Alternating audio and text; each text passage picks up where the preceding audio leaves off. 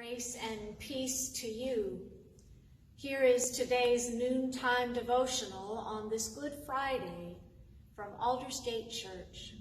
My name is Emily and I am one of the pastors here, sitting today by our columbarium, where many persons have laid their loved ones to rest. On this Good Friday, we remember that Jesus was laid to rest. And the four Gospels, Matthew, Mark, Luke, and John, each tell the story a little differently. In Matthew, Mark, and Luke, around noontime, the sky grows dark. And then around 3 o'clock, Jesus cries out his last. In Matthew and Mark, Jesus' last words are, my God, why have you forsaken me?" Those words have been to me both unsettling and settling. Unsettling in that Jesus was abandoned, betrayed, deserted, forsaken by those closest to him and by God, at a time when pain and suffering were the loudest voices he was hearing. And the day is settling for me because Jesus was abandoned, betrayed, deserted, and forsaken by those closest to him and by God, at a time when pain and suffering were the loudest voices in his ears.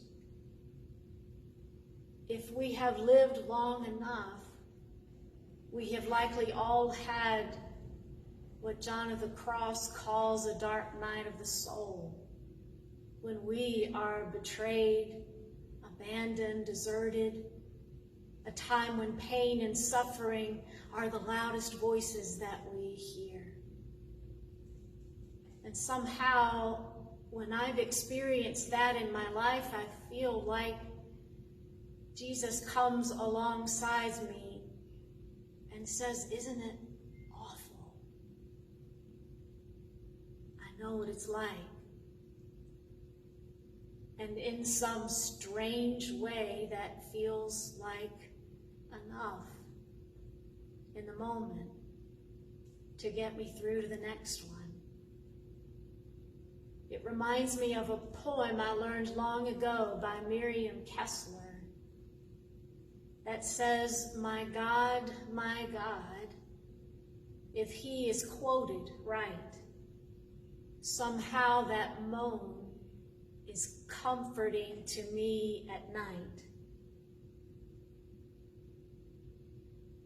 For those of us who tremble daring dawn, that he so wise and strong should weep and ask for aid, somehow my lovely distant God, that makes me less afraid.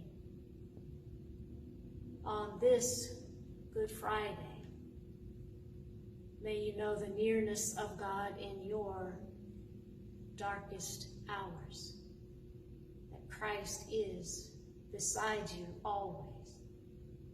Peace of God be with you.